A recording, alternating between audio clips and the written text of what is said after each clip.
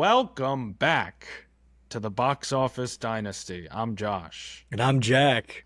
And we are disappointed, actually. We are disappointed. A little We bit. had a really good episode planned last weekend. We were super excited. We were in Maine. We were with the boys. And we were calling it a live episode, our first time doing it in person. And we were going to have our pals, Ed and Crosby. We were going to talk Star Wars and just have a bunch of fun. And we didn't have a lot of time. We were only there for a weekend.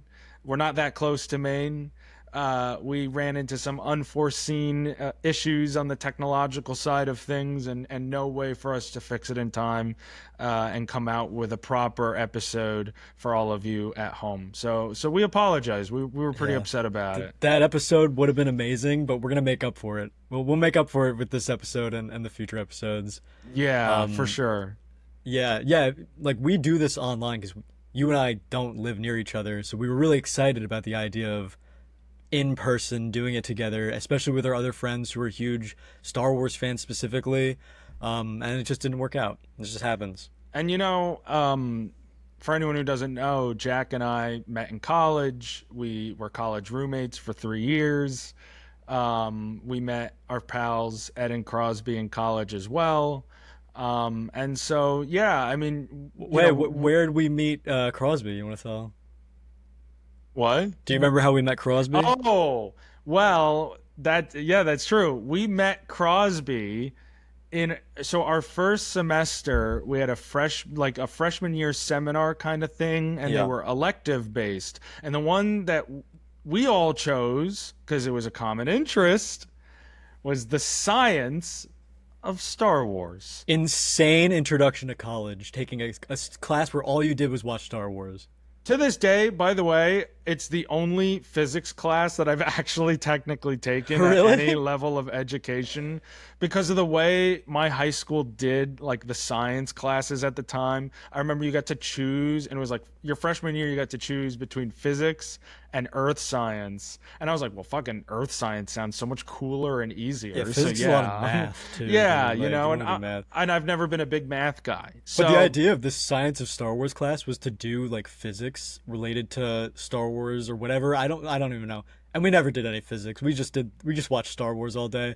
And the final project, I actually remember yours, but you could tell yours. It was like take something from Star Wars and explain scientifically how it would make sense like in the real world and like just explain the science of it. And me and I had a partner and he we did pod racers and we like basically explained how the physics and the science of pod racers would work. And I remember yours because yours was really cool. mine was me and my partner in the class was literally just dissecting the entire environment and atmosphere of Mustafar. Yeah, that was pretty sick. And yeah, it was really cool, just to kind of like this very lava, fiery world, and kind of like the elements in the physics that make up the atmosphere and the land and everything. It was a really cool class. Do you remember the day where we came in when the Endgame trailer came out? Yeah, 8 in the morning, we're all like throw it on the TV. Yeah, and our professor was down. He was like, "Yeah, throw it on. Let's Yeah, he was let's a chill check this guy. out." Yeah, well, he was teaching a science of Star Wars class at 8 in the morning on Mondays. I Most remember like a chill guy, I guess, would be doing that. we had a test in that class. Like the first, we only had like one quiz in that class, and we had to read a book, and I totally forgot to read the book, and it was like a 3 question quiz. Because I'm like, it's a Star Wars class. I'm not Oh, reading that I shit. didn't read the book I didn't read the either. shit. I But didn't one of the read it questions, either. like, of course, if you knew the answer, you could do it. And it was like, which species helped build the Death Star? And the answer was the Geonosians, but I didn't fucking know that because I didn't do like outside research. So I You didn't definitely read the book. I failed that quiz, but I definitely just aced the class because you just got to show up. Yeah, it really was. It was one of those classes where it's like if you show up and are semi alive, you will be okay. Yeah, And it was it pretty was sweet. we had a lot of fun, It was and awesome. as you can tell, we formed some lifelong friendships out of it, Damn right. where we're making podcasts talking about the science of Star Wars. Yeah, on Um, May 4th, May the 4th on be with May the everybody. 4th, May the 4th. Well, when this comes out, unfortunately, it will be past it. But on the day of recording, yes, it Oh, is true. May the 4th. So May It the should be 4th be coming out with you. May 6th, I think. Yeah, Revenge of the 6th. Yeah. It'll come out in Revenge of the Sixth. But yeah, so we all went to Maine, and it was a lot of fun, right, Jack? I mean, we went up to our pal Crosby's place. He and his family have this gorgeous campground on the lake, Yeah. on a lake, I should say. I'm sure there's a ton of them in Maine, but on a lake in Maine. It was kind of a crappy weekend in terms of weather, Yeah, a little rainy, unfortunately. a little shitty out, but still a fucking blast, dude. Yeah, absolutely. I mean, we made the most of it. We played Smash and the new Mario Mario Party. We Party. went and saw Revenge of the Sith in theaters, which was Yeah, sick. we will talk about that a little Yeah, later in the we'll get into episode. that. But it was just I just wanted to say about it, that I like in the week since that we've been back and just reflecting on it, like, you know, Crosby talked about, and we experienced firsthand just how sacred of a space it really was, and like how important it is to him. And it really resonated with me in all of the ways that I know he intended. And it was just I just wanted to put it out there that it was it was a lot of fun, but it was also very healing in a lot of ways, and just like it's always very healing for me to be with my friends anywhere we are. Um, Yeah, I totally agree. And Maine is but beautiful too, yeah, man. yeah, I had never. It was the only New England state I had never been to, so I got to cross it off the Yeah, list. we're East Coast men, dude. You Yeah, gotta, we are we're traveling, man. we are well traveled, Yeah. and but yeah, it was a really great weekend where we listened to a lot of Danger Zone. We were in Yeah. the danger zone quite often. Yeah, that was one of the memes of the weekend. Yeah, it was like if you were to make a list of them, it was the meme. And Jack, I don't know about you, but that song is like popping up everywhere now since I've been back. Like I feel like I'm hearing it. Really? Yeah, I don't know how to explain it. It's something with the universe, but I'm hearing it every fucking where. Interesting. It's actually kind of scary. Um, so the joke for some people. So we watched the film Top Gun. Um, the Because our first friends night. went skydiving that day. Yeah, but hey Jack, did you know that Ed and Crosby Dude, I heard they went went? skydiving. I hope Yeah, there. I that's know crazy. Ed listens to this, so fuck you, Ed. You didn't go skydiving. I don't believe it. I don't believe it, Even though dude. there was pictures and videos of No, it. didn't happen. You guys never went. Oh yeah, I mean, who's to say? But they insisted on watching Top Gun that night, the original one, not Maverick.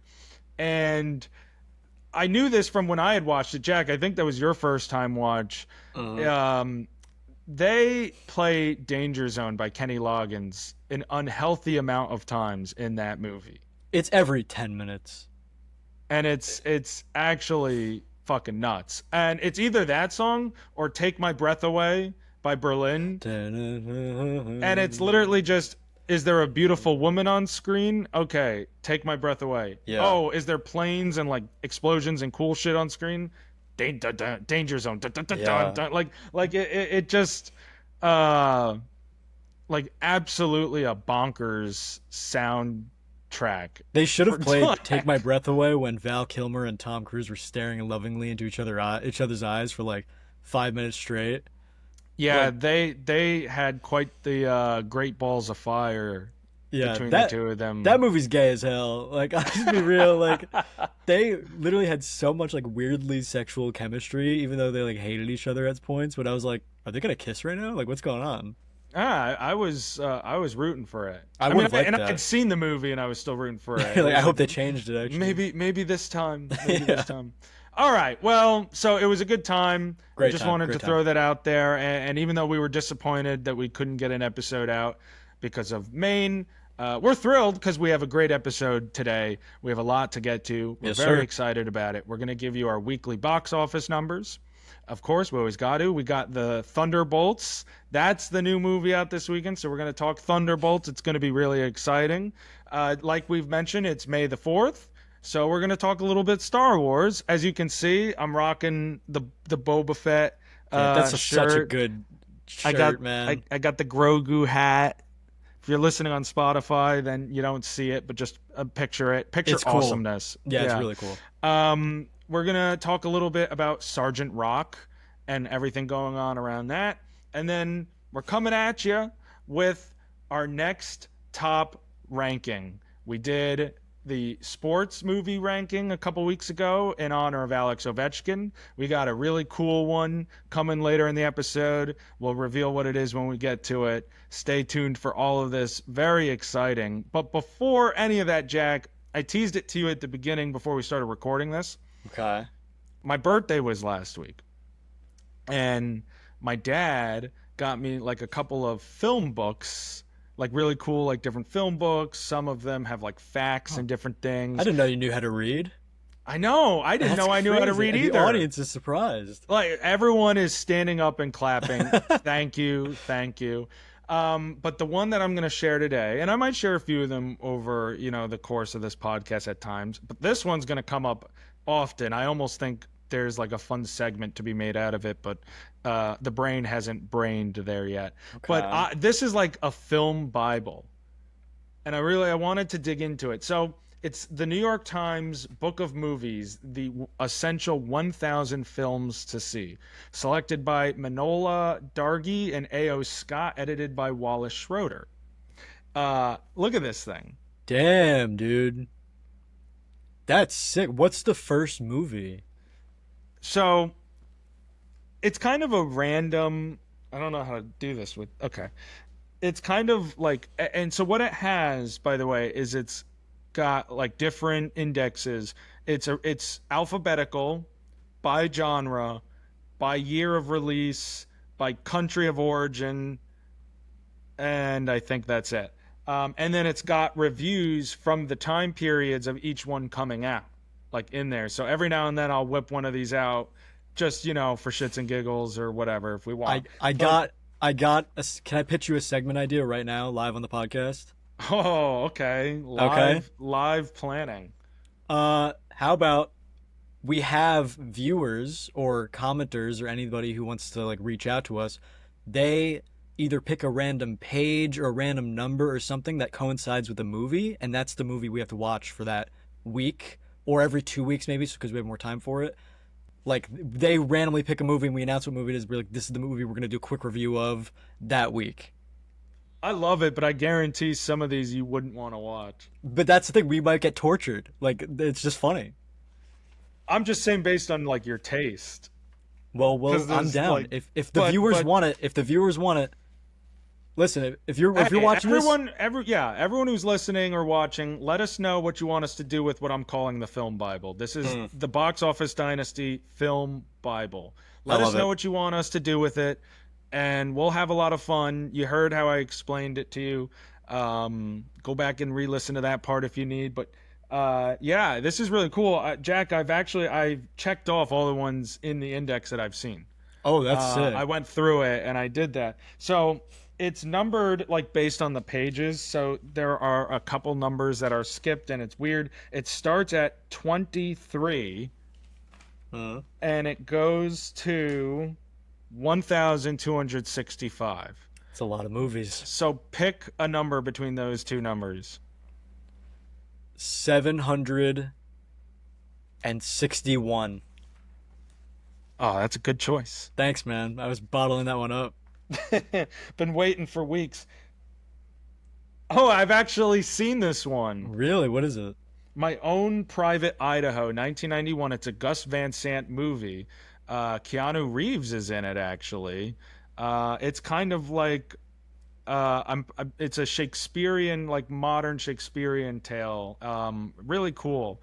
I saw it last summer. And Gus Van Sant also did Good Will Hunting. Like that's a Oh, movie you would cool. know the director. So yeah, I liked it actually. That's a good one that it brought up. You should check it out. Well, maybe. Hey, I'm just saying, if commenters start picking random numbers, maybe I'll start watching them. I would love it. So and this is the back, just to show you like different. That's pretty sick. I like that. You're Oh, wearing a Jaws. Jaws Let's shirt. go, Yeah. dude. So anyway, yeah, I just wanted to share that on the podcast, being this is a film podcast, the new podcast Film Bible. So yeah, That's awesome, dude. I should really get me one of those, and then we can both have our own Bible, like in our I'll own. I'll send you a picture of it when we're done with Yeah, this, and if you want to look it up and get it for yourself, yeah, and you could check off the ones you've seen. yeah, We can compare. that's awesome. All right, folks, you know what time it is. It's time for some weekly box office numbers. We're in the business of making money. Well, maybe not us, but there's someone who's part of this who's in the business of making money. Other people make money. Other people make money, so we're going to share the money they made. And we will do the weekend of the April 25th to 27th, the weekend we were in Maine, Mm. where there was the Lost episode. Coming in fifth place in its first weekend of release is it's actually a video game adaptation, Until Dawn. Oh yeah. Made just over $8 million. That is not exactly what you want to see in your opening weekend. Mm-mm. Coming in fourth place in its fourth weekend of release, Chicken Jockey, a Minecraft movie, pulling Still another making. 22 plus million dollars. In third place in its first release, The Accountant 2, starring Ben Affleck and John Bernthal, making $24.5 million.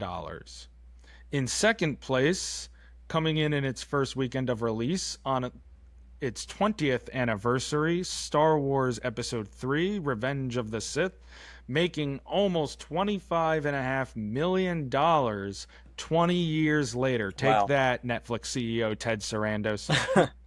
And number one in first place in the box office in its second weekend with some really great legs is Sinners, the wonderful, wonderful Sinners, grossing another $45.7 million, only a 4.8% drop from opening weekend. That is unheard That's of. insane. The word of mouth that this movie is getting, just the words spreading around about how good it is insane. It's amazing. Like it for an original film that is from a black director and a nearly all black cast, and it's got a 4.8% drop from its opening weekend to its second weekend. It Crazy. almost matched what it made in its opening weekend. No film does that. That Mm-mm. does not happen, guys. Like that, because new things are always coming out. People are not rushing back to the theater, especially the way prices are. This is beautiful. I made the joke about Ted Sarandos before, the Netflix CEO. The reason I did that is because I don't know if you saw, he made a comment about how he's like, what people really want is to be able to see movies at home. They want the streaming model. Like, this is the future of the industry. And the weekend he says that, this weekend I just named, you have an original film, an original IP in its second weekend of release, making hundreds of millions. I think it's grossed over 200 something million dollars now in its two weekends. Obviously, this is its third this weekend. But you have that, and you have a re-release of a film that is 20 years old and can quite literally be watched at home for free. Well, for a much smaller price. Yeah, the people are going. People are going to see it. That That guy's so out of touch. that is a testament to what people really want, and that is the theatrical experience. Mm-hmm. That is what people want. You cannot, could never, no matter how good your home, setup is, beat the theatrical You experience. can't match it. It's unbeatable. There's nothing like it. There really isn't. Nothing. So those are your box office numbers from April 25th to 27th, and it'll be interesting to see this weekend's box office numbers because of a contender that has joined in, Thunderbolts, with an asterisk. Great segue. So why don't we get on into this? Yeah, you want to go first, or I want to go? We're gonna throw. So here are our reviews out of 10 for Thunderbolts. You want to go, or am I going? I'll go first, I guess. Okay. I give Thunderbolts 8 Julia Louis Dreyfus and Rizzler meetings out of 10. That's great. I give Thunderbolts 8.5 bald Sebastian Stans out of 10. Oh, Yeah, you know, Sebastian Stan is still one sexual, sexy Oh, gentleman, the aura coming off of him. even So even bald. this is our non-spoiler review for a little bit. We'll just talk basics first. So anyone who hasn't seen Thunderbolts yet, you can still feel how get the feel of how we feel about it, but then we're getting into spoilers in a little bit. Yeah, and I'm sure it's not going to take long to get into spoilers because It's I not. don't think there's a lot you can say without getting into spoilers. But yes, we'll like always non-spoiler, and then we'll really shoot the shit. Dude, Florence Pugh can have chemistry with anything or anybody. Put her next to a fucking guinea pig and I'm like, wow, they're best friends. Like they just know each other like that. Like legitimately, she's so charismatic. I love her, dude. Her range is very impressive She's great. because Yelena is nothing like some of the other characters that she has played. And I really like it felt like one of the she felt like one of the most real characters that we've Mm-hmm. seen in this universe in a long time. And it's coming from like an assassin. Like that's not someone that the average person can or should be able to relate to. And here we are. The very beginning of the movie, the very first scene, she's talking about feeling lost and feeling bored and not sure you know, her direction in life. A lot of people feel that way. You know, and I think a lot of the Yeah. themes of this movie in general, like regarding mental health and the way we approach it, the way that we listen to people and care for it and treat it, that was a lot of what Thunderbolts was really about at its core. And her and her relationship, you talk about chemistry with Lewis Pullman and the two of them in this movie, They're that so good. that is like the whole key to everything going on in this film, and it is so good. They did such a good job of balancing the themes of like mental illness and loneliness and stuff like that, like depression, darkness, and they didn't do the classic throw a stupid Marvel joke in every 5 seconds to undermine the deep stuff. This movie like balances the funny and the deep and the real, and it's just good. Like it's just genuinely good. Yeah, I mean it has good action sequences. It has its emotional beats. It doesn't have that cheap Marvel comedy, but it does get its humor in its appropriate spots. You get Um, someone like the Red Guardian who is he is mostly the comedic relief, but he's also like the emotional core at points, which is such a crazy balance to have. yeah, like Especially one since we usually would see him like the last times we saw him, it wasn't like that. But he's just like able to balance the funny with the emotional. one of the best scenes in the movie is Red Guardian and Yelena and just them talking. Uh-huh. Because this movie, and I think Marvel realizes all of its movies are at their best and strongest when they're wearing their emotions on their sleeves Mm. and just bearing it all out there and actually being real. Because what has always separated Marvel from DC? What's the one thing that separates the characters of Marvel from the characters of DC? They're realistic or not realistic, they're relatable. Yeah, they have real everyday problems. The characters in DC more often than not are very godlike or really rich and just out of touch. And yeah, there are god characters in Marvel and rich characters in Marvel. That's two of the original Avengers, but they deal with much more humane, realistic, down to earth problems. And that's what makes their characters more relatable because they appear flawed in ways that the godlike characters of DC and their catalog don't come across by the nature of the type of character they are. The MCU has this like crazy unique skill at taking B, C list characters. Like the original Avengers, like Iron Man was not like an A list hero. Um, you take characters like that, then you throw the Guardians of the Galaxy in there, then you get the Thunderbolts, and they're not, they're B list characters or C list characters, even some of them, and they just make them relatable. They make them emotionally compelling, makes them interesting characters. Can I say something that might be crazy? that I've gotten some disagreement with. I went into this movie not caring about most of the people who were announced to be in Avengers Doomsday. Now I care about all of them. And I care about them so much that I think I care about these characters more than I care about Sam Wilson. I think Sam Wilson is not as interesting as any of the Thunderbolts. I don't think that's the fault of the character, though. I think It's the writing. that's the fault of the writing. Because I agree with your point about the MCU and where its strengths historically have always been compared to some of the things that they've done. You're right. The MCU was always at its strongest when it was utilizing its lesser known BC list heroes, elevating them with strong narrative and making them more than one dimensional, and not using nostalgia as a trap cash grab to try and fling around attention. Uh-huh. You know, like Deadpool and Wolverine was fun, but it's a little bit of that. Other movies, it's a little bit of that too. Thunderbolts, you go into it and you're like, I don't care about Yelena. I don't care about Red Guardian. I don't care about Ghost. I don't No. care Who about gives a shit about Ghost? John Walker.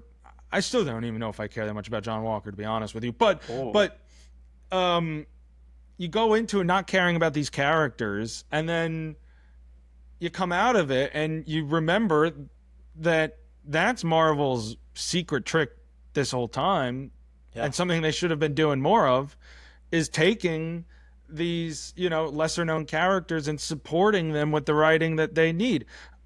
I honestly wonder if the MCU sometimes falls under its own weight of the pressure when it comes to its well established famous characters. Like, I wonder if sometimes they almost fall to their own pressure of trying to get it perfect. Whereas There's something like expectations. yes, whereas the Guardians and Thunderbolts and things like that, they're like, well, we can take whatever with these characters. Not a whole, like, there's a much smaller group of people who care about what's going to happen, and yet it works because they're not pressured to get every little thing perfect and try and get every fan to be happy. They're I just that's doing what works. I think that's a good analysis. That's a good take because I mean no Hulk fans have been happy with what they do with the Hulk. Like the Hulk is like the biggest one that people are pissed off of. But unless they do one specific comic book run live action, nobody's going to like what they do with the Hulk. They need to see Planet Hulk, they need to see World War Hulk. There's these expectations for these characters.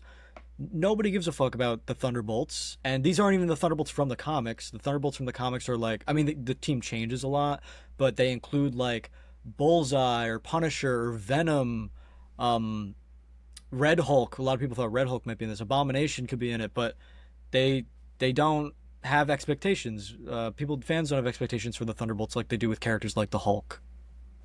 That just made me. I totally agree. That just made me realize. I thought originally Harrison Ford had been announced that he was signed on for 2 Marvel movies. I See, just realized that now. I don't remember hearing I don't that. remember that. Yeah. Well, yeah, and he's not going to be in Doomsday, or he's not confirmed to be in But Doomsday I yet. thought Thunderbolts was going to be the other one. So unless they just cut what like any role he was going to have in it. Maybe I don't know. I don't know, dude. Yeah.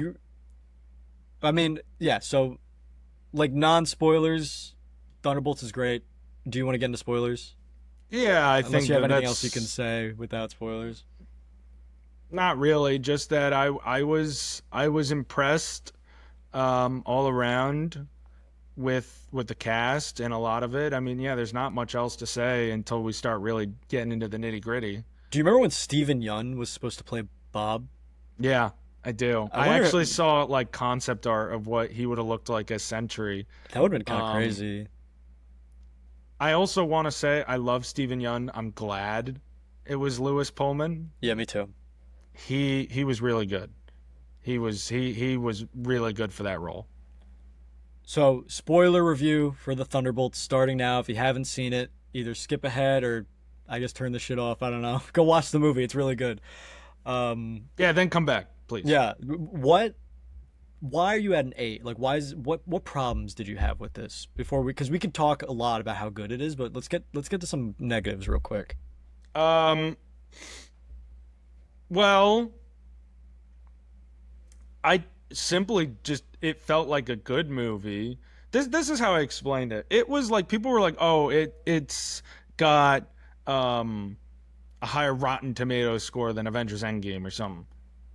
Is this better than Avengers Endgame? Oh, Oh, bless you. thank you. Allergies, Uh, man. hey, it's that time of year, folks. Yeah, bro. Like, is this better than Avengers Endgame though? You know, like, like it was a good movie. It also wasn't like brilliant. There was nothing that like stood out to me when I watched it. I had a good time. It's Nothing lower. It's lower stood than out to. Endgame, but I think it's higher than Infinity War. That's bad shit, crazy. Oh wait, you mean Yeah, on Rotten Tomatoes or in your opinion? Rotten Tomatoes. Oh, okay. I was gonna say that no, I maybe it's lower than Endgame now, Because but Endgame's like 94 or something, and Infinity War was 85, and I think this is like an 88 or something. that's audience scores. No, that's critic scores. I don't think Infinity War was an 80 on It's Rotten 85. Tomatoes. I'm like 99% sure it was 85. You just fact check me real quick. Yeah, that was oh wow. The critics did give it 85. The audience gave it 92. Yeah, I mean, that is like to this day the best MCU movie, so that's kind of it's up surprising. there. Um, but yeah, I mean, like Thunderbolts was a good movie. I really enjoyed it, but I didn't leave the theater feeling like, wow, that was like insane cinema. Like I didn't leave the theater feeling like I just I don't know how to put it. You know, it Yeah, was a good superhero movie. yeah. You just enjoyed it. That's fine. You didn't like. You just made a comment before. You didn't like John Walker. I don't He's know. like my favorite, dude. Every time I think of John Walker, I just kind of think of JD Vance and like I'm like, dude, this is who JD Vance thinks he is. I don't know. I just I thought don't. John Walker was cool, man. Like he's a dick, but like he's got a cool. He's interesting. Like he's the conflict within him is really interesting, and he can back that shit up, bro. He's like some of the best fight scenes in this movie. He has good fight scenes, but his whole like the depth of his character is that he's a dick. Like that's And like his wife and essentially kid left him. because he's a dick. Like Yeah. I feel like all the other characters in the Thunderbolts have like actual like they've done bad things, but they for like it's like generational trauma and like I mean Oh Yelena was a yeah. child assassin and And like he's just a dick. Ghost grew up in like a lab being experimented on and he's literally just like an alt-right dick. Like there's no Yeah. I didn't hate him. I love Wyatt Russell, but it I was like, you're right, great action scenes, it was like cool, but yeah, I didn't exactly feel that bad for him compared to some of the other characters. I think I liked the. You know what annoyed me is that we could have gotten like 5 more minutes in this movie to give Ghost one of those void flashback things because John Walker got it and it gave us an in-depth view of his character and Yelena got like 10 minutes worth of it. If we had just one for Ghost or even one for Red Guardian, just other characters, like I'd care more about them, I think. But because John Walker got it, that might be why I care more about him than I care about Ghost, and I like him more Yeah, than I I like get Ghost. that, but I feel like all we saw, like I've said, is him being a dick, and I'm just Yeah, like, he's oh, just well, funny, I guess. I don't know. I wonder why your wife left you and took the kid. But I like that he Um, gets like he's the peak soldier, but he gets wronged by the government, and he gets kind of used, and even by you see it again by Valentina, yeah, and but it's like his life just that's crumbled to pieces when his best friend died in Falcon Winter Soldier. but they're doing it better, or in some regards, they've done that story better at the same time with Sam Wilson. The idea of the government betraying you, and even Steve Rogers, like a lot of Civil War, this idea of him always having um, been in this role of like Uh-huh.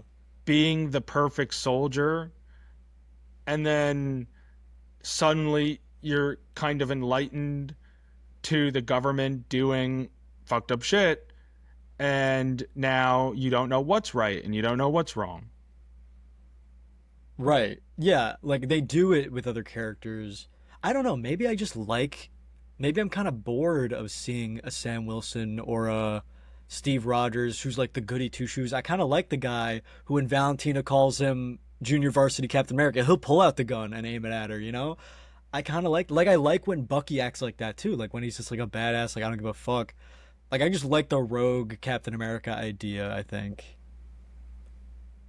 It's just Yeah. cool. I But think what he's does it cool. mean to be a rogue Captain America? I think that's something that really is, I He's think that's an cool. interesting question He to has the pose. power.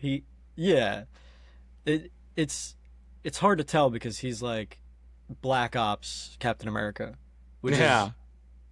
I don't know. I think it's pretty sick, Another and I think thing, he was pretty funny in it, which is cool.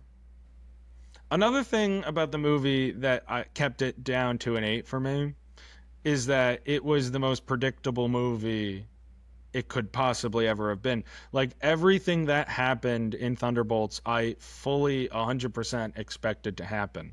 I never once was like, "Oh, wow." Like we're in spoiler territory now. So like for example, Taskmaster.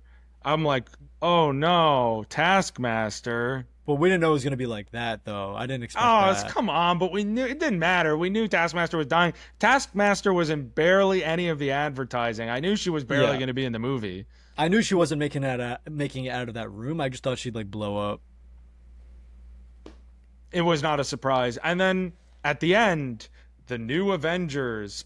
Oh shit. Like I was not like sitting there like, "What?" I was like, "Okay, yeah, that's kind of what I expected the asterisk to be." But did you expect Bucky to have that like blown out hair and look good as hell? Remember I that mean, 14 months nah. later, he's looking sexy, dude. No, but I actually did have a problem with that end credit scene. Uh, I think we might have the same problem. Go ahead. It's about Sam Wilson. Oh, we have yeah. He's a what the fuck's going on? Why is he? They would not be at odds about this. No, they would. So the idea is that Sam Wilson's like copywriting the name Avengers, and he's forming his own team, and then Thunderbolts can't be the Avengers, but like he wouldn't be arguing, especially with Bucky, over it. That's what I'm saying. Him and Bucky. First of all, why would Bucky choose the side of the Thunderbolts over Sam Wilson? He Is doesn't it know these guys. He knows Sam for years. Like they is it fought. because of Valentina? Like she set them up No, as the new Avengers? she didn't have Bucky under her thumb the way she did everyone else though. No, but at the end when they all came out after the fight, and But she he was like, doesn't "Here's your new have Avengers," to and he was but he there. I didn't guess have to he doesn't have to stick with that. no, he Nothing she doesn't. doesn't have anything on him to keep him tied to that. Yeah, And everything about him is pretty open. he's like breaking down. Yeah, I mean literally what was the assistant's name in the movie? Mel or Mal? Mel, I think. It's Mel. Mel. Some interesting stuff about her. I'll say in a minute. She was also the actress was also in that Cohen movie. I don't know The one with no, it's gonna bother me now. Why what is it Cohen escaping movie. me? What are you The talking one about? with that came out last year. You definitely saw it. Who's Cohen? I don't even know what you're talking about. Ethan Cohen. The one with Will Ferrell? What? No, Drive-Away Dolls. That's what it was. Oh yeah, She was in Drive-Away Dolls. she's the same name, so it's probably gonna be her. Mel. I don't remember her last name, but Songbird is a character in the comics and is like a hero. I And don't know who that is. well, that's who she's basically supposed to be. I doubt they're gonna make her Songbird, but that's basically who she's supposed to Don't all come at me, fanboys. I'm sorry. I don't know be. who Yeah, Songbird is. yeah. Dude. Although You you know know what what, Songbird, bro? those are the kinds of characters that Marvel can turn into. Like that's what we're saying. Like those are the Yeah. kinds of characters that um Let that me. do really Okay. well. So that your problem is that Sam Wilson wouldn't do that. Yeah, I get that. But Bucky wouldn't do it either. That's what I'm saying. I didn't like that they're just like, yeah, we talked about it and it didn't go well. Like that seems like a pretty important plot point, and like that they'd be at odds with a very established relationship. Like here's the thing: Bucky shows up in Brave New World. or whatever the fuck it's called. It was Brave New World, right? Brave The New new World, yeah. Captain. Yeah, okay. It Honestly, used to be New it's World Order, and then they that changed it. was so cool. That would have been so much cooler. Yeah, it's better. Anyway, Brave New World. Um, like he shows up in that. I kind of thought Sam Wilson was going to show up at some point, like even at the end in this, and especially like Thunderbolts actually makes me hate that Captain America movie even more because it could have just been about like this whole like it could have been two films that are connected, one and the other that coming out right after each other within months Uh-huh. that are about this idea of rebuilding the Avengers and being like kind of like one team and another. And instead, we got this stupid story with Red Hulk and fucking Giancarlo Esposito. And well, I mean, I love him, but I see it's all forgettable to me. Like, I really Useless. don't. Yeah. It was useless. And then it like finishes in a CGI parking lot in DC. And he's like, Harrison Ford, no, you used to bring your daughter here. And it's like, Dude, nothing but has anything to do with anything. that's what's bothering me about this movie too, is that how else do you beat the Void besides like exactly what Sam Wilson did to Red Hulk? This is two movies in a row where they don't really fight the bad guy, they just talk him down and they give him a hug.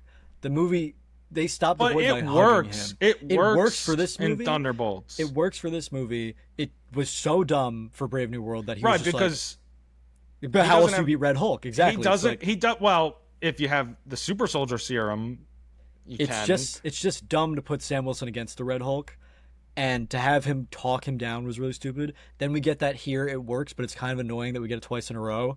And to be honest, how are they going to defeat Galactus in Fantastic Four? Probably going to talk to him. So They're I don't not. know. But that's the thing. They're Well, not that's what they going to in the comics. That's well, they're not going to defeat him, but in the comics, the way they get him to stop destroying the world is Reed Richards basically like talks to him and pleads the Yeah, case. but I'm telling you, like, they're not going to be able to get them to stop. Their world, like, but based on that end credit scene, I'm convinced their world is fucked. Is this not? This is so annoying too. Is that they're spoiling? They love to spoil movies. We knew all these Thunderbolts were going to survive because the chair announcement. They spoiled this movie, and now Fantastic Four. We know their world is fucked, and they have to come to this dimension. And it's we don't know how, but we can kind of guess. And it's just kind of annoying how they don't leave us. They That's just what give I'm us too saying. Like, much. there's no um element of surprise, and I feel like anyone who pretends that these things are surprising them are either super unaware or lying, because Yeah, they're faking it. because it's not surprising. All right, even before this end credit scene, tell me you didn't expect the Fantastic Four's universe to be fucked. Like I it's too assumed, yeah. it's a different time and it's a different reality, and they're super cheery and everything's just too good and it looks Well, too good, and it's Galactus. They're fucked, dude, and they have to come over to Earth 616 anyway.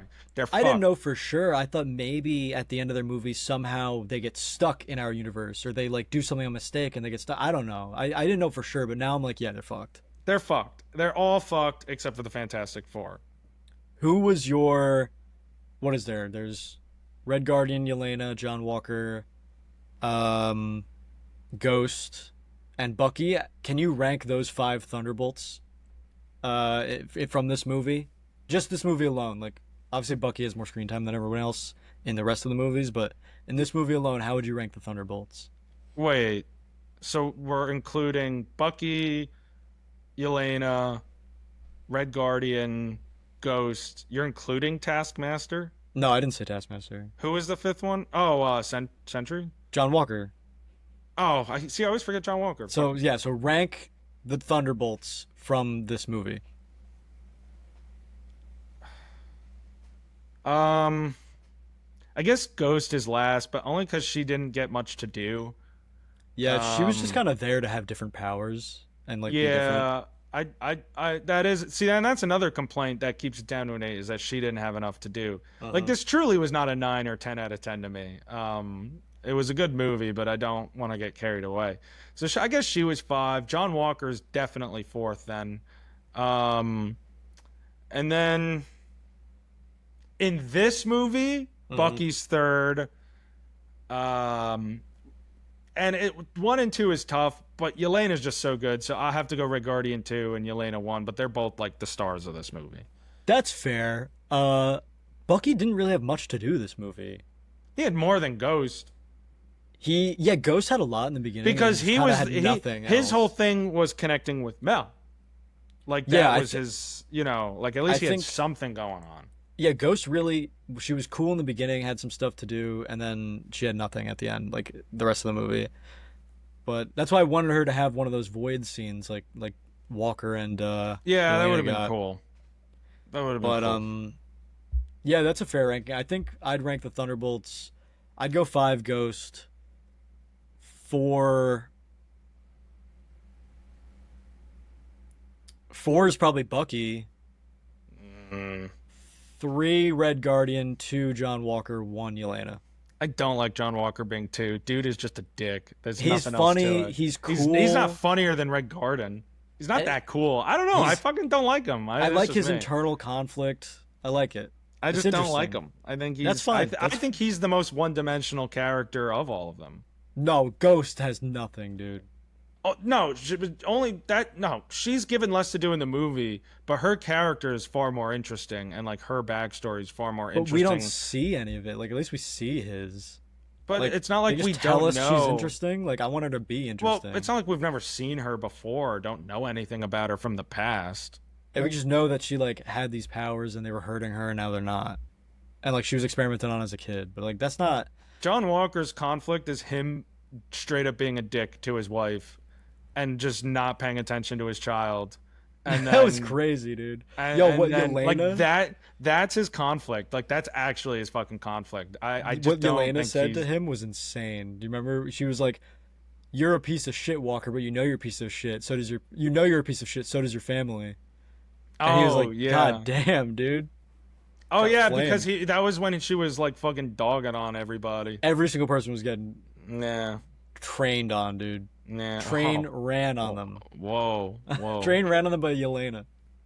I Sorry, my think the bad. one thing John Walker and I would agree on is that we don't want to see John Walker get a train ran on him.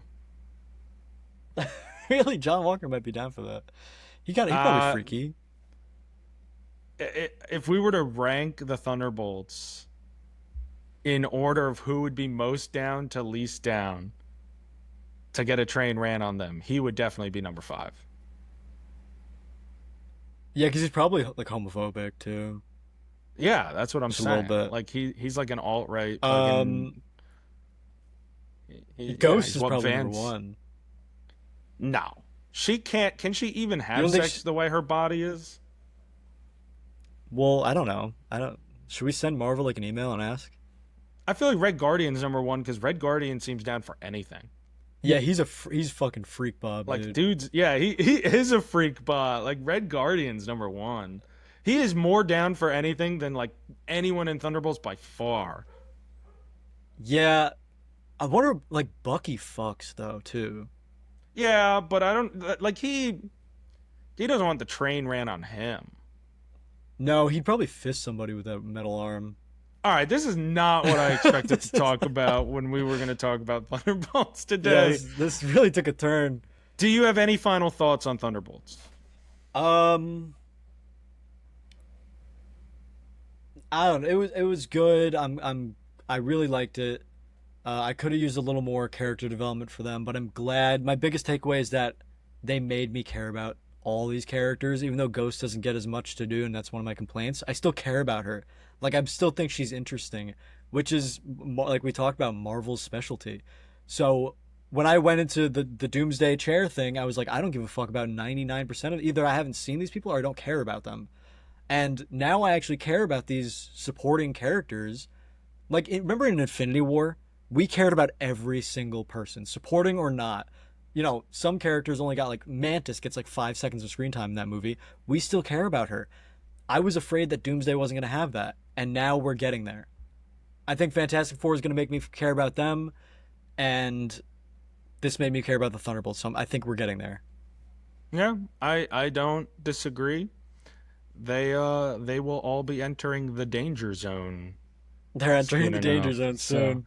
all right. Well, we're gonna move on from one fandom to another, folks. For today, of course, it is May the Fourth be with you, as we talked about a little earlier, and we're gonna Mm-hmm. just talk a little bit of Star Wars. I mean, with this franchise, there's not a whole lot going on.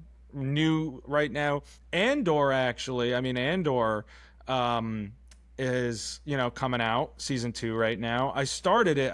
We're gonna talk all about Andor when its season ends. But did you start it at all? I haven't started yet. You know what's crazy? I don't even think I finished the last season. What? I I think I got halfway through the final episode and then had something to do and paused it and then never finished it. Because now I'm That's thinking, crazy. I cannot remember how the last season ends. I don't think I finished it. I mean, it's possible that you just forgot and need to do like a season recap, right? Maybe no, but I think there's like 20 minutes left of that episode. Like I need to just rewatch that episode for sure. Yeah, that's well, I mean, I loved it. Andor season 1 is one of my favorite things that Star Wars has ever come out with. It's up there. I wouldn't say it's my favorite, but it's one It's of them. good. It's great. It's up there. It because it's so grounded, and just like Star Wars is based on this idea of political unrest, social unrest, revolution and rebellions. And yet, we always see that at the top level, with these magical space fights. Andor gives us that perspective of what it's like on the ground. And that's the closest that we can relate to with things that occur in our real world that are similar to fighting against, empires and empirical, tyrannical control. And that's what I love about the show. That's why I love this show so much. I started the second season. I've seen only the first episode so far. Playing Minecraft has taken up too much of my time, but but so far I think it's upholding that tone that is set in the first season. And I know that some people were concerned about, well, Rogue One, we know the fate of Cassian Andor and some of these characters. But my argument to that would be we see so many projects in Star Wars or in Marvel or anywhere else where we know the fate of the character already and it doesn't detract from the quality of the journey as long as the journey is quality. And I think that Andor is just that. And I love what they're doing with it. There's a lot of people that complain about Andor. Like I get it if you watch Star Wars for the Jedi, for the lightsabers, for the Force, this show's not for you, and that's okay. You don't have to like it. You can say that you don't like it because it doesn't have those things because that's not what you want from a Star Wars show. That's totally fine. But the people who say this show is bad because it doesn't have Jedi, because it doesn't have the Force, that makes no sense to me. You can't claim it's a great show because it doesn't have what you want, doesn't make it bad. It's just not for you, and that's okay. I agree. You've like seen those people. when Yeah, we're you've seen those people dealing, complain about that all the time. yeah, when we're dealing with a large franchise where you're building a world, you're creating lore, there's going to be pockets that are meant for different subgroups in that fandom and in that, just circle. And that's okay. You don't have to like everything.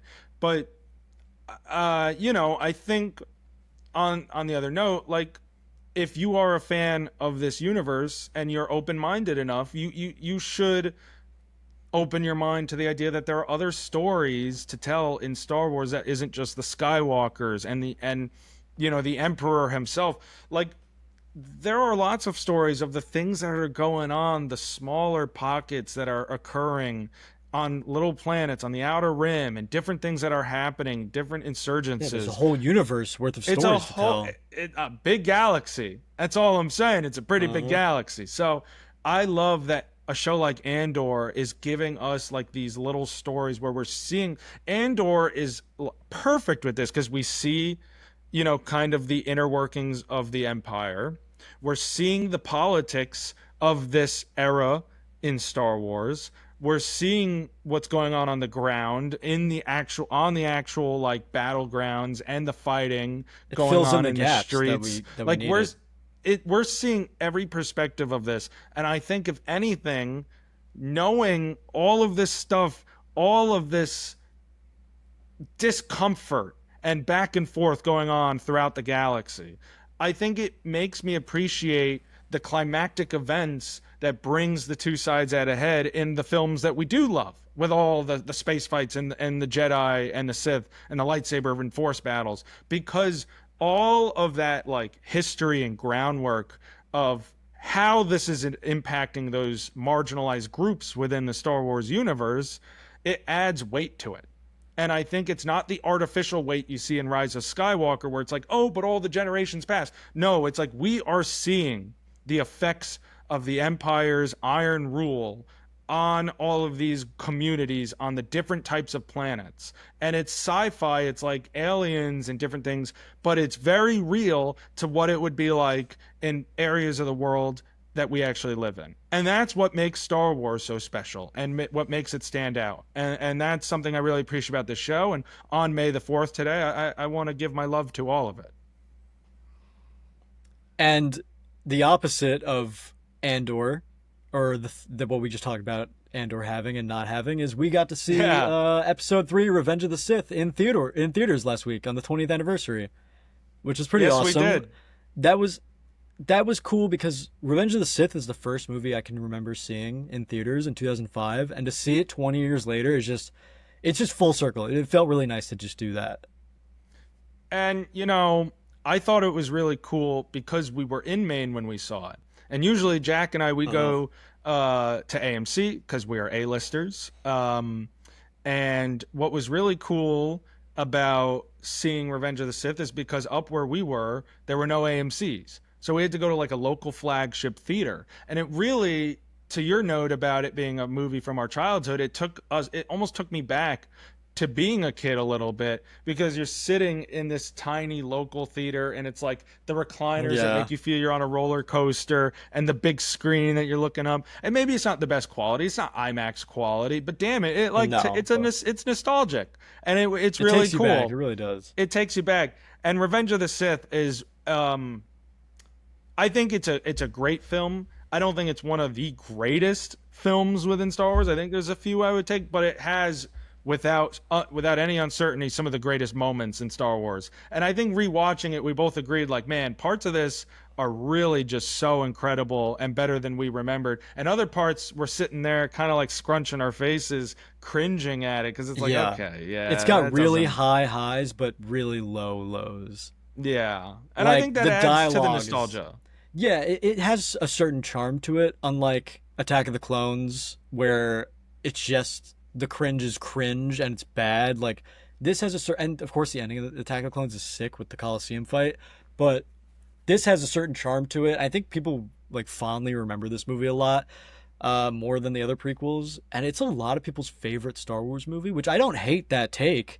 Uh, I've been that guy. Like it's probably number two for me now, but after rewatching it, honestly, it was number one a week ago, and now it's number two because there are moments where I'm like, okay, this is just bad. But the good moments are fucking awesome, dude. The end fight scene with Obi-Wan is like one of the greatest things Star Wars has ever showed us. Yeah, the Mustafar battle is one for not just the Star Wars ages, but the film ages. Um, and obviously the beginning, everything with Dooku Oh, and it's sick. Grievous. I mean, it's fantastic stuff. And if And you yeah, haven't seen the Clone Wars, like the Clone Wars fills in the gaps between episodes 2 and 3, and it makes episode 3 way more enjoyable. If you know that during this time there's Ahsoka is out there, or the clones, like they're actually friends with the Jedi, and Order 66 just hits that much harder. Like this movie is enhanced by watching the Clone Wars. So you haven't seen Star Wars The Clone Wars, it's on Disney Plus. Season 7 is amazing. All of it is good, but the animation's a little clunky at first, but dude, if you want to make the prequels better, watch the Clone Wars. absolutely. I mean, it's similar to what I was talking about with Andor before.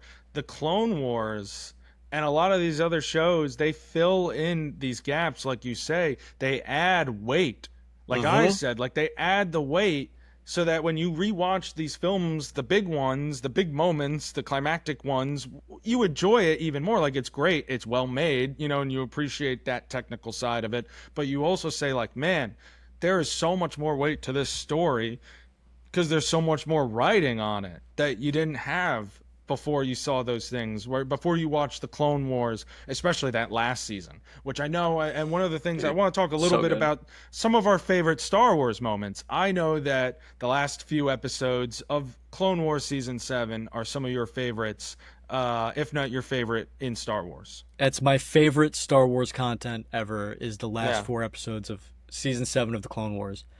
The the Battle of Mandalore, uh, Darth Maul is such a compelling character, and him taking over Mandalore and fighting Ahsoka.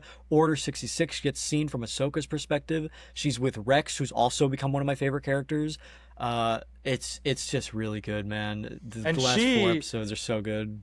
she herself in those last few episodes is kind of stuck with this final moral conundrum as she sees her mentor and friend Anakin, succumbing to the dark side, and now she's got Maul in her other ear, and she's kind of like, this is this Sith Lord, this guy we've been fighting, but he seems like he may have the key to solving something much worse that's coming. And it's definitely Yeah. this moral conundrum that she has to deal with. She's already a morally ambiguous character in terms of the Jedi's morals anyway. So for her to end the series, in this spot is really truly impactful. And she ends the series by having to kill all of her clones, all her Yeah. men that she's fought side by side with. I mean, Maul really does do the killing. She tries not to, but they all end up dying besides Rex. Um, and it's just sad. Like it's genuinely sad that it made Order 66 so much deeper. Watching her and Rex and all the other clones, they all have personalities. They somehow this show made these millions of different characters individuals and gave Yeah. them names and personalities and characteristics that you would get from regular characters that aren't clones of each other. And you grow to love them, and then they fucking die. A lot of them die, and they end up betraying each other because of Order 66. It's just truly like it just enhances the other movies by so much.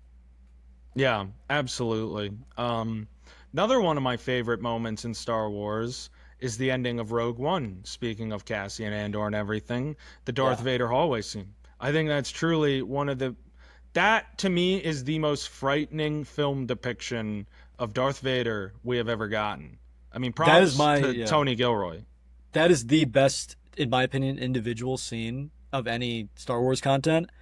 And then I like the last 4 episodes of as a whole, as like what Star Yeah. Wars has put out. The breathing, the glowing red from Darth Vader's lightsaber, you can literally feel the fear radiating off of the soldiers who have to face him as they try desperately to escape, and he just doesn't give a fuck, dude. He just A- mows their asses down. And they know there's nothing they could do. Like they know No, their fate is sealed. it's doom. It's just doom. And that's honestly one of the greatest things about Star Wars is it's playing with fate. It's always playing with fate and this idea of people's destinies, Prophecy. and those coming to a head. Uh-huh. And it's just great. So I want to leave it on this. We live in a time where there are three Star Wars trilogies. Which is the best? Are you asking me that? Yeah, I think it's pretty obvious. I think so too. But I thought I'd still pose it here on Star Wars Day. The original trilogy is the best, but hot take, and I know you agree with that. Hot take: Episode 4 is the weakest of the original trilogy. Um, Maybe it's sort of. I Really, don't I know. thought I you would mean, disagree with. I thought you would say Return of the Jedi. oh, you're asking me if I agree with your take or not? Yeah, yeah, that's my hot take is that I think 4 is not as strong as 5 and 6. Oh no, no. I actually, yeah, no. I think Return of the. It's tough. It is the best trilogy. Empire is the best movie. Mm-hmm. Um, but and I just wanted to. The reason why I brought this question up is just so we could give the original trilogy a little love, since we talked a bit about the prequels and, Yeah, we gotta love it. well, forget the sequels. Somehow Palpatine returned. So dumb, bro. But yes, Empire to this day is the best movie still in Star Wars. 45 years later, I actually think, yeah, it's the 45th anniversary this year. So hopefully we get a re-release. That would That'd be be cool sick. too. But I think that Return of the Jedi is probably the weakest. I think A New Hope. I mean, A New Hope stands on its own. It could stand on its own. I mean, Palpatine's not even in it. So, I think most people agree with you about Return of the Jedi. I think I'm in the but minority. when I say that, because I know a lot of people love Return of the Jedi, I actually saw Return of the Jedi in theaters a few years ago when they re-released that one, and it was so sick. But like, That's if I awesome. had to choose, yeah, I think that it's probably slightly the weakest. But the original trilogy is great, and I think we can just agree on how much we love Star Wars and love to take this day to appreciate Star Wars. Yes, there's a lot of bad in it, but the highs of Star Wars are very, very high. So love you, Yeah, man. Star Wars. Um, Jumping to our third fandom, I'm like playing hopscotch, hoping that they don't kill me over my takes. Quickly, just want to mention some news out of the DCU as we await Superman's release this summer. Sergeant Rock, which we know was planned to be directed by Luca Guadagnino, originally with Daniel Craig. He got replaced by Colin Farrell. That film has since been shelved. Originally, they used the terminology canceled. Now they're saying it's just on hold and they'll revisit it sometime next year. Um, just want to get your thoughts real quick on what you think this means for the DCU and for this movie in general. I mean, I don't know. I don't think anyone really cares about Sergeant Rock right now, but James Gunn has the tendency to do what Marvel does and give us characters we've never heard of and make us love them. Um, but it does make me a little nervous of what's going on behind the scenes. What's the problems? What's happening? Because DC cannot afford to have problems right now. They Yeah, cannot afford to have bombs and be unsuccessful. They need as many wins as they can get. So it does make me nervous for the DCU, but the DCU hasn't even started yet. Or it did, I guess, with Peacemaker and Suicide Squad, but technically it and hasn't Creature started yet. Commandos. Oh, Creature Commandos, I forgot. But they haven't had their live action like debut as the DCU yet. So we'll just see what happens. I hope things go well. I don't know. Yeah, I mean, and look, I think something that I had heard of and too is that there was some uncertainty with Guadagnino because he's unproven in that genre. I mean, a great filmmaker. Don't get me wrong, he did Challengers, and um, I wasn't a fan of Call Me by Your Name. Other people were, but still, he has an impressive filmography of his own. But he's unproven in that realm But of everybody's got to action start somewhere to prove and themselves. So and superheroes. Yeah, I agree. I was excited for. I like this idea, and we've talked about it a bit that the DCU is trying to cultivate different kinds of actual talent and let people play in their little sandbox of uh-huh. superheroes instead of trying to be this super tightly interconnected story. So it's a little disappointing because Guadagnino's not a name that, and especially guys like Daniel Craig or Colin Farrell tied to the lead.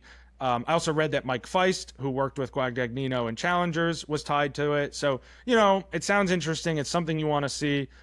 I think they mostly shelved it due to scheduling conflicts, but, Sergeant Rock is a property that DC has, to your point of who cares, struggled to get off the ground for some years now on Uh-huh. television or film. So this is just another delay and postponement in hopefully will not be a continuous problem for the DCU.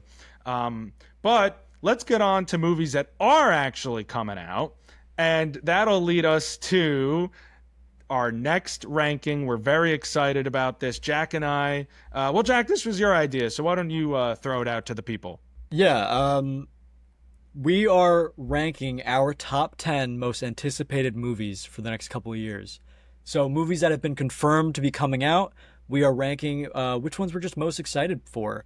And I thought this was a good idea just because there's so much stuff coming out this year, 2026, 2027. We got a lot announced. So, this is our top 10 most anticipated movies of the next few years. Do you want to go first or do you want me to start? What up to you? I can start us off uh, for this top 10 ranking. So here's my top 10 most anticipated movies of the next few years. Honorable mentions, I have a couple. Incredibles 3, I'm excited for. Mm. Mike Flanagan's Clayface movie, live action Clayface. And the Community movie. I think Community is a great show, and that's coming out at some point. We know it's happening, we just don't know when. So at number 10, I have the Fantastic Four. It comes out a couple months from now. I'm excited, not much to say about that. Number 9, I have Superman. Again, summer blockbuster. Superman's gonna be great. Start of the DCU. I'm very excited. I have a lot of faith in James Gunn.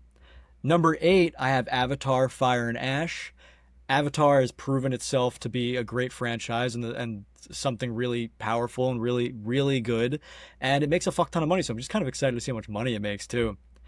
Number 7, I have Avengers: Secret Wars. I don't have Doomsday on this list. I do have Avengers: Secret Wars because I've read some of the Secret Wars comics, and they are banana pants, dude. They are insane. They're wild. So I'm excited to see that.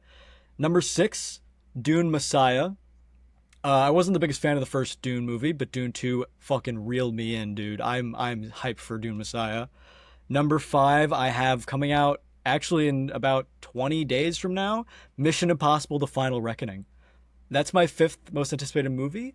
Mission Impossible, I only started watching them like a year or two ago. Those movies are awesome. If you haven't watched Mission Impossible, you just want to turn your brain off and just watch an action movie. Actually, you kind of have to think about it, so you might leave your brain on. Yeah, Because they some of them actually you are have kind to of think smart. about it. Yeah, They are pretty smart. So you have to Mission keep up with Impossible, it. the final one, I'm excited. It comes out this month. I'm very excited. Number 4, I have Spider-Man: Beyond the Spider-Verse. I'm just happy we're getting it. It's been postponed for a while. I'm just excited to actually get that movie. Number 3, I think you might find interesting, is the new Avatar: The Last Airbender movie. We are getting a animated movie. I think it's going to be called Avatar: Aang: The Last Airbender, something like that. And it's following Aang, Zuko, Toph, Sokka, Katara, the original gang, but in their adulthood. So in between the events of Avatar: The Last Airbender and The Legend of Korra. Very excited for that. That's one of my favorite TV shows of all time. All right, for number 2, my second most anticipated movie of the next few years is Spider-Man: Brand New Day. I think this is supposed to come out in 2026. Who knows if that's actually going to happen, but I'm so excited because they're actually going to give Spider-Man some cool shit to do. He's the lone vigilante. His life sucks, which is like Spider-Man's whole thing is that his life sucks constantly. And Spider-Man's like my favorite character of all time, so it's gonna be really cool to see Spider-Man on his own doing actual vigilante stuff in New York City instead of just teaming up with the Avengers and teaming up with Iron Man, being Iron Boy Jr. that he used to be in the first movie. It's gonna be cool. Number 1, my most anticipated movie of the next few years is Christopher Nolan's The Odyssey. I'm super excited for The Odyssey. I trust Christopher Nolan with my life at this point. Um, Oppenheimer was awesome, and I think The Odyssey is a way more interesting story than what we got in Oppenheimer, than American Prometheus is what that movie was based on. It's an iconic story, and it's got an insane cast too. It's got Matt Damon, Robert Pattinson, Tom Holland, Zendaya, John Bernthal. I fucking love John Bernthal, dude. Anne Hathaway. I didn't know Anne Hathaway was in that. Yeah. John Berthel's amazing in everything he's in, so I'm just super excited to see him. The Odyssey. It's just my most anticipated movie of the next few years, and it's gonna be awesome. And I have a lot of faith in it, and it's gonna be fucking sick. So that's my top 10 list. You're Big Tom. You're waiting on Big Tom Holland here. Get a lot of his stuff done. It seems That's true. He's my number 1 and my number 2, I guess. Yeah, and then I guess he'll Secret Wars probably, and Yeah, so, that's yeah, in there. Also, did you speaking of how much we love Christopher Nolan, did you see that he was in the special thanks in the credits for Sinners? Because he like mentored No, Ryan Coogler, and like Coogler learned a lot I didn't from see that at all. Nolan. Yeah, yeah. I went and saw Sinners a second time because it's so fucking good. He was like special thanks Christopher Nolan. That was really That's cool. pretty sick. All right, I'll give my top 10 list now. I'm just gonna spam through some honorable mentions real quick.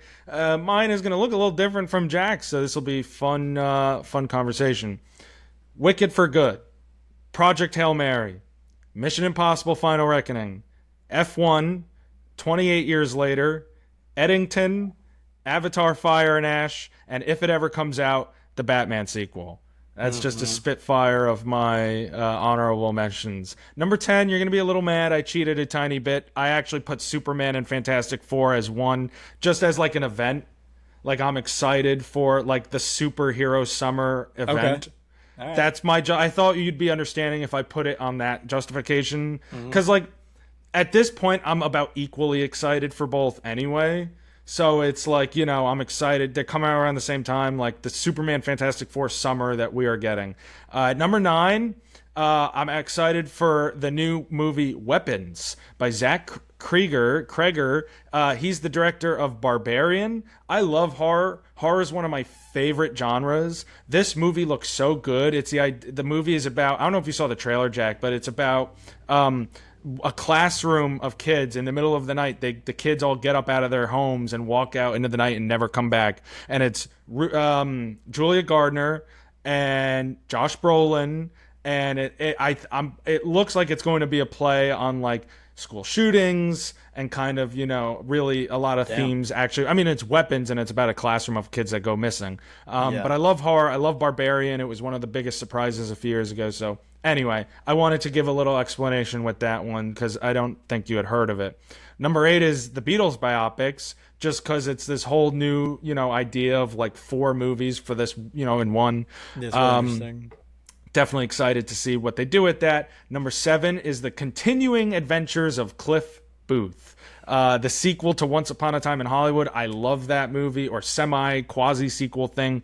Yeah, definitely have some concerns about it, but Tarantino writing, Fincher directing, Brad Pitt coming back as Cliff Booth, which is one of my favorite characters he's done. I'm in. Number six is the next film from Jordan Peele, which we don't know anything about. We know it's coming out December of 2026, but we don't know plot, we don't know cast, we don't know anything, and I want to know how long he keeps it that way because I love Jordan Peele. I loved Get Out. I loved Us. I loved Nope. So this is going to be his fourth film. Everything Peele touches is gold. I don't even need to know any details for it to be sixth on my list. Top five, number five, Spider-Man Beyond the Spider-Verse. Very, very excited to complete this trilogy. Give them all the time they need to get it done. I have no doubt. My faith is that it's going to be great. Number four, Steven Spielberg's UFO film coming out next year, The Dish. I'm so happy to see Spielberg return to some of his sci-fi alien roots. Emily Blunt is going to star in it, and Spielberg is just one of the all-time greats, so he's automatically up on my list. Number three, you mentioned Mike Flanagan's Clayface movie. I'm very excited for that as well, but I'm throwing a Flanagan-directed The Life of Chuck. I've seen some trailers for this. This is not something that'd be high on a lot of people's list. It obviously wasn't on yours, but it's personally something I'm very excited for. I love Tom Hiddleston. Seeing him in a lead role in a film is going to be great. I think Mark Hamill and Mike Flanagan is one of my favorite team-ups I've ever seen. Mark Hamill was in The Fall of the House of Usher. Now he's going to be in The Life of Chuck, and I think it's going to be fantastic. And then top two, I know you're not surprised. You just want to know which is which. Yeah. Number two is Dune Messiah. Dune would be one. We'll get to one in a sec. You already touched on it. But Dune Messiah. Dune has an opportunity to be one of, if not the best trilogy of all time. This generation's Star Wars, Lord of the Rings, could be now the Dune trilogy. Denis Villeneuve has a grasp on this material like no other filmmaker possibly could. The scale of this world, but the intimacy of the characters and their stories makes for such an immersive experience that I know he's going to stick the landing. And number one, you put it best already, none other than Christopher Nolan's The Odyssey. Just to put Homer's epic scale into an epic, screen, and to get this insanely stacked cast on using never before used IMAX cameras to film it, going around the world. It is going to be, I can guarantee it, as of today, May the 4th, that The Odyssey is going to be unlike anything we've ever seen. I like I'm that very list. I'm very excited. So that is my top 10 most anticipated upcoming films. No Doomsday, no Spider-Man. I am excited for those, but Marvel to me is more or less back burner excitement. And even with Thunderbolts, Fantastic Four is on the list. I'm very excited for Fantastic Four. But that's not, and Beyond the Spider-Verse, the MCU. Just I don't know. I'm excited for those movies. There's just a lot of other stuff happening in the realm of entertainment right now as well. I don't hate that list. I literally texted you beforehand, and I knew your top two were going to be Dune, Messiah, and The Odyssey. I just didn't know which one was going to be which. If it wasn't for the Odyssey, Dune Messiah would be by and far number one because those two are by and far top two. And I knew we'd have different lists, but I had a feeling the Odyssey would be number one on both because we just are both dying of excitement to God, I see. can't wait. I really love the variety of our lists. I do too. I do too. And I'm very excited for all the films on my list. I'm very excited for the films on your list. Yeah. We are lucky that we have a lot of good stuff coming our ways. And that leads us to the final segment of the night, because we're excited to see these things and we're excited to see some other things. And we've seen some other things. We saw it already. So I can go first because, Jack, you went first with the list. So something that I saw recently, and we're going to talk a lot about this coming up in the next few weeks, is season 2 of The Last of Us. I absolutely loved the first one. I never played the games, but it is an incredible show. HBO is nailing it out of hitting this one out of the park. I know you saw the first season. I know you have yet to start the second. I got to catch up, yeah. It's going to be, I'm very excited for you to watch it.